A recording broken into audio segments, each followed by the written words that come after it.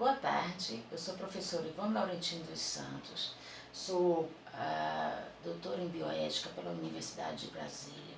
De início eu queria dizer o seguinte: a Cátedra Unesco de Bioética da UNB, ela funciona em duas grandes frentes. A primeira é a bioética de intervenção, pensada pelo professor Dr. Vonei Garrafa e pela doutora Dora Porto. Né?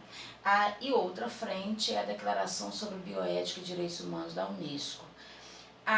Da conexão entre essas duas frentes nasceu a minha tese, que eu defendi em agosto de 2014, a Bioética Universal, na obra de Paulo Freire, orientada pelo Dr. Vonei Garrafa.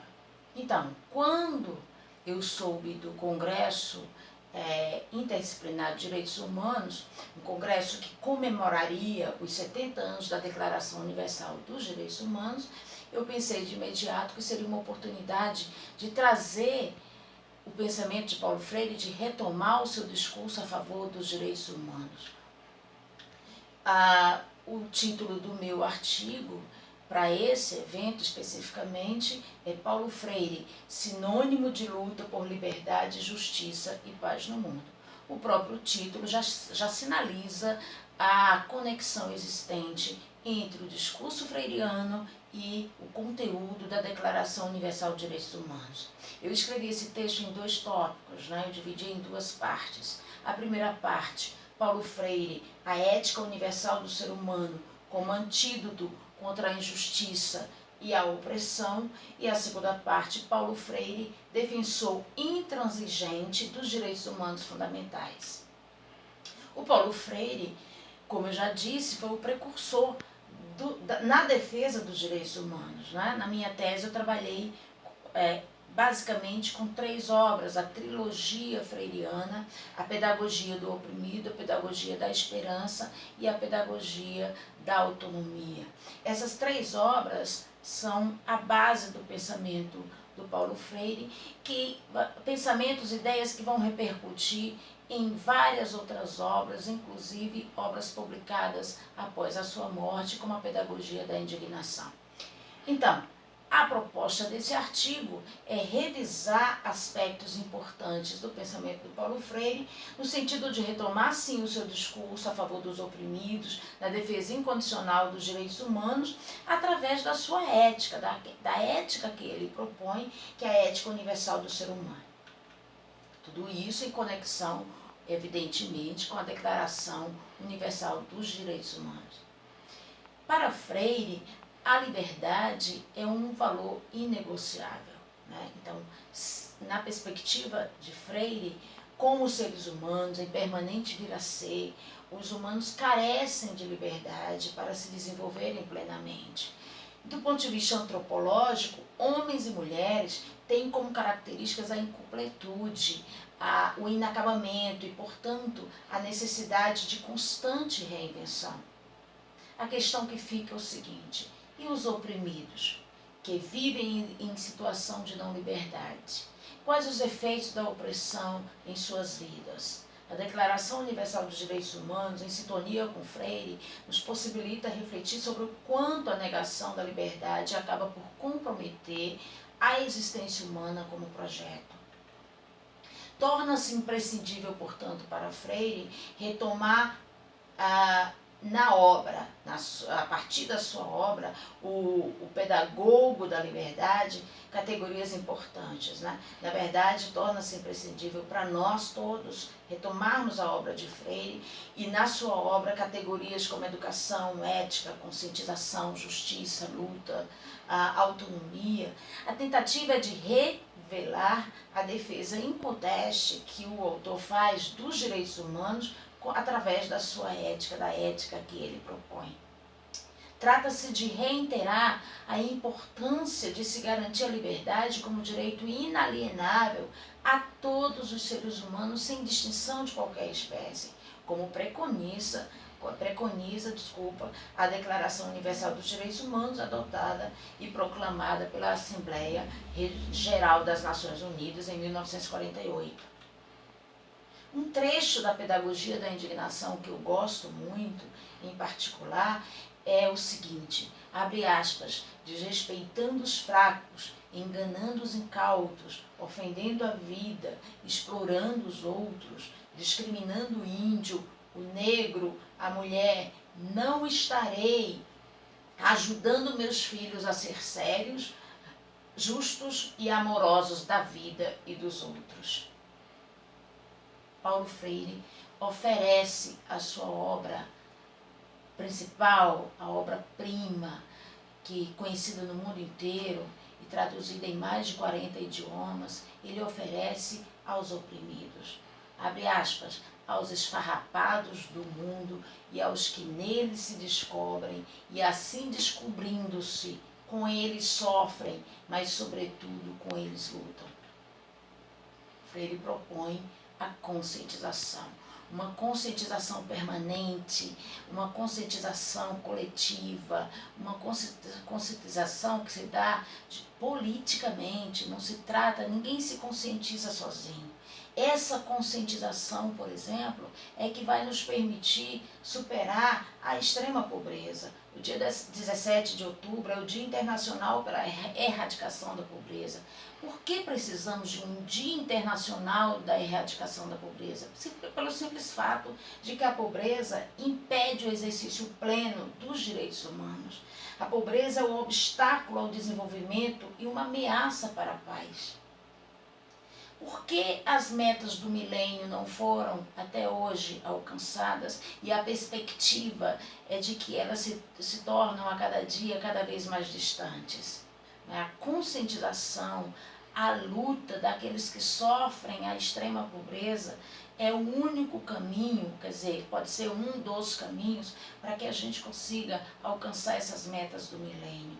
Erradicar a extrema pobreza e a fome, atingir o ensino básico universal, promover a igualdade de gênero e autonomia das mulheres, reduzir a mortalidade infantil, melhorar a saúde materna, combater o HIV, AIDS, malária e outras doenças, a garantir a sustentabilidade ambiental e estabelecer uma parceria mundial para o desenvolvimento são metas sérias que precisam ser encaradas de frente, porque prejudicam milhões de vidas em todo o mundo.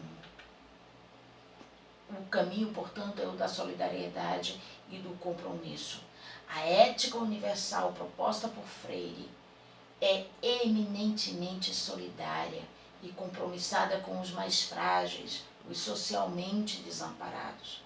Freire conclama a todos a se indignar com as injustiças e as maldades de um mundo completamente movido pela lógica de mercado, de consumo, ditada pela competitividade exacerbada, que acaba por corromper a natureza humana, desviando-a daquilo que é que é próprio do ser humano, que é a amorosidade, a generosidade e a solidariedade.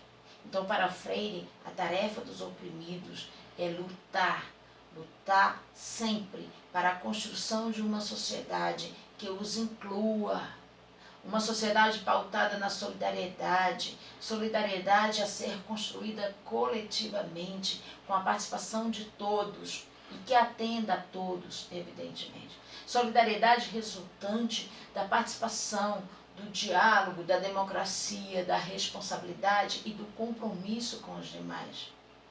É necessário pensar, para tanto, uma educação libertadora, que amplie a vivência da ética, da solidariedade e do compromisso, que decorra da construção de um ambiente favorável a um processo educativo efetivamente democrático e solidário. Freire anuncia a solidariedade enquanto compromisso histórico de homens e mulheres, como uma das formas de luta capazes de promover e instaurar a ética universal do ser humano. Então, essa ética proposta por Freire funda-se na solidariedade, no compromisso com os mais frágeis e se manifesta claramente no seu desejo de libertação daqueles a quem ele chamou de oprimidos, de excluídos, de consumo. Solidariedade que inclua a todos, especialmente aqueles que sofrem com discriminações e estigmatizações de toda ordem. Solidariedade em prol da construção de um mundo socialmente mais justo e mais humano. É, portanto, fundamental a crença na capacidade dos condenados da terra, que Freire também chama de marginalizados do mundo, de se fazerem, pois jamais devem ser objetos de piedade e caridade. Ao contrário, devem ser tratados como sujeitos capazes de autonomia, capazes de se resgatarem, libertando a si mesmos, libertando inclusive os opressores e o mundo como um todo de toda e qualquer injustiça. Ninguém se liberta sozinho, ninguém liberta ninguém. Os homens se libertam em comunhão. Homens e mulheres se libertam em comunhão. Então, evidencia-se um diálogo possível entre os direitos humanos e a ética universal de Paulo Freire. É possível, a partir dessas duas frentes, entender a educação, fazer uma educação como um ato político, libertador, transformador e interventivo.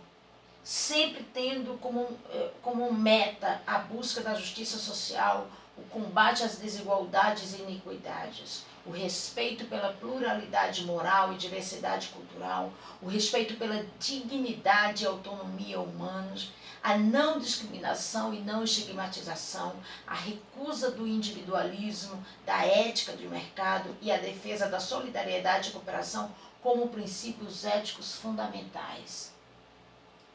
Enfim, Paulo Freire foi um ardoroso defensor dos direitos humanos quando essa ainda não era uma causa tão pronunciada. Defendeu com afinco as diferentes expressões de vida, da alegria, da amorosidade, da liberdade, da solidariedade, da tolerância, da esperança, da ética, enfim, de todos os valores negadores da morte. Freire foi incansável na luta por distanciar os seres humanos dos discursos fatalistas que desprezam a boniteza da vida, a amorosidade e o engajamento na luta pela liberdade, especialmente a liberdade dos mais frágeis, que sofrem com o desrespeito aos seus direitos fundamentais. O discurso de Freire, em sintonia com o que enuncia os princípios da Declaração Universal dos Direitos Humanos, pode contribuir cada vez mais na tarefa de retirar da obscuridade as vozes silenciadas pela opressão, pela fome, pela miséria e pelo analfabetismo. Freire se dedicou muito ao combate do analfabetismo, porque este é gerador de exclusão social e limitador das capacidades e potencialidades humanas, seja no Nordeste brasileiro, seja em todo o Brasil, seja no mundo.